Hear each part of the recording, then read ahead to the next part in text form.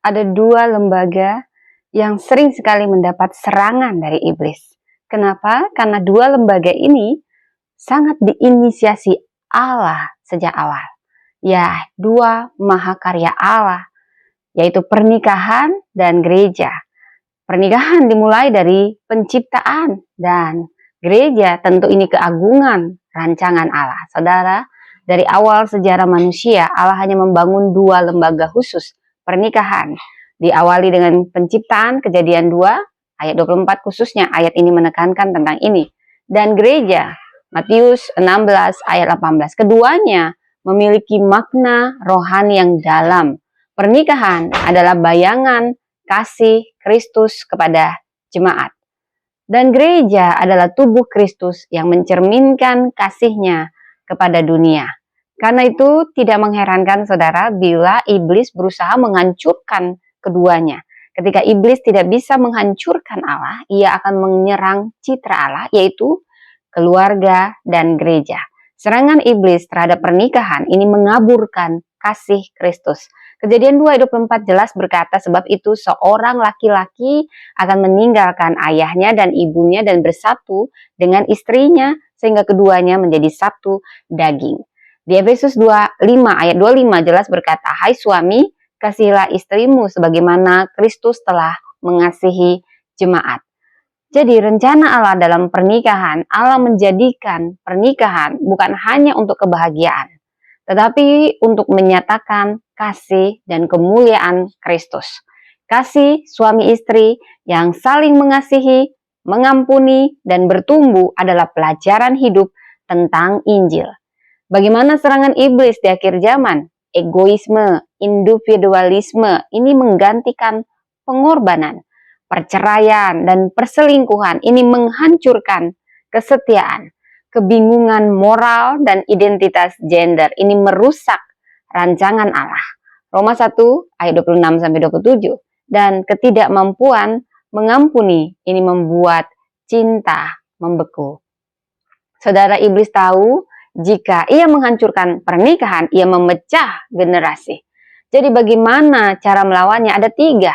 Kembali kepada firman sebagai pondasi rumah tangga. Mazmur 119 ayat 105. Firman-Mu itu pelita bagi kakiku dan terang bagi jalanku. Itu ayat CD saya. Dan perlu adanya doa keluarga dan ibadah rumah tangga. Kasih yang berakar dalam pengampunan. Kolose 3 ayat 13-14 jelas berkata, sabarlah kamu seorang terhadap yang lain, kenakanlah kasih sebagai pengikat kesempurnaan. Nah, bagaimana serangan iblis terhadap gereja? Dia melemahkan tubuh Kristus. Matius 16 ayat 18 dikatakan dengan jelas, di atas batu karang ini aku akan mendirikan jemaatku dan alam maut tidak akan menguasainya. Jadi bagaimana rencana Allah bagi gereja? Gereja adalah tubuh Kristus. Efesus 1 ayat 22-23. Ini adalah tempat kasih, kesatuan, dan kebenaran Allah dinyatakan. Ia bukan gedung, melainkan komunitas yang membawa terang dan kebenaran ke dunia. Bagaimana serangan iblis di akhir zaman? Akan ada perpecahan karena ego dan roh denominasi. 1 Korintus 1 ayat 10-13. Kompromi terhadap dosa demi popularitas dan kenyamanan. Kelesuhan rohani. Wahyu 3 ayat 15-16. Ajaran palsu dan penyimpangan moral. 2 Petrus 2 ayat 1. Iblis tidak takut dengan gedung gereja. No. Tetapi takut pada gereja yang berdoa dan bersatu. Bagaimana? Jadi kita untuk menangkal serangan pada gereja, maka gereja perlu melakukan beberapa hal ini untuk melawan serangan iblis. Kembali pada kasih mula-mula. Wahyu 2 ayat 4-5. Jaga kesatuan dalam roh dan kebenaran. Efesus 4 ayat 3-6. Kemudian bangun altar doa dan kegerakan firman. Tolak kompromi dengan dosa. Saudara, dua lembaga ini saksi kasih Allah di bumi. Efesus 5:32 jelas berkata, rahasia ini besar, tetapi yang aku maksudkan ialah hubungan Kristus dan jemaat. Pernikahan dan gereja ini bukan sekedar sistem sosial, melainkan dua wajah kasih Allah kepada dunia. Keduanya menjadi bukti Injil yang hidup. Ketika pernikahan tetap setia dalam badai, dunia sedang melihat wajah Kristus di dalam kita. Ketika gereja tetap bersatu di tengah perbedaan, dunia melihat kuasa Roh Kudus. Jadi bagaimana kita mengaplikasikannya bagi pasangan suami istri? Jadikan rumahmu altar kasih dan pengampunan.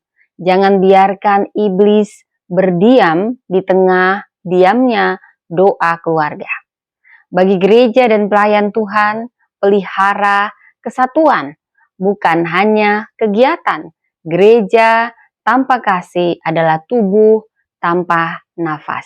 Bagi generasi muda, pertahankan kekudusan dan nilai pernikahan kudus di tengah arus dunia. Dan bagi setiap orang percaya, jadilah penjaga dua mahakarya Allah, yaitu pernikahan dan gereja. Iblis menyerang karena dia tahu nilai dari apa yang dia benci. Dia benci kasih sebab Allah adalah kasih. Dia benci kesatuan sebab di dalam kesatuan ada kuasa. Namun kita memiliki janji teguh. Matius 16 ayat 18. Saudara, pintu gerbang neraka tidak akan menguasainya. Jadi, ini kita harus bangkit menjaga dua mahakarya Allah ini, pernikahan kudus dan gereja yang teguh, hingga dunia melihat Kristus yang hidup di tengah kasih kita. Saudara, pernikahan kudus adalah Injil yang dapat dilihat. Gereja yang bersatu adalah gereja yang berkuasa. Iblis gentar melihat keluarga yang berdoa dan gereja yang berlutut. Karena itu, mari kita jaga mahakarya Allah ini dan kita percaya Tuhan lebih besar dari apapun. Tuhan memberkati.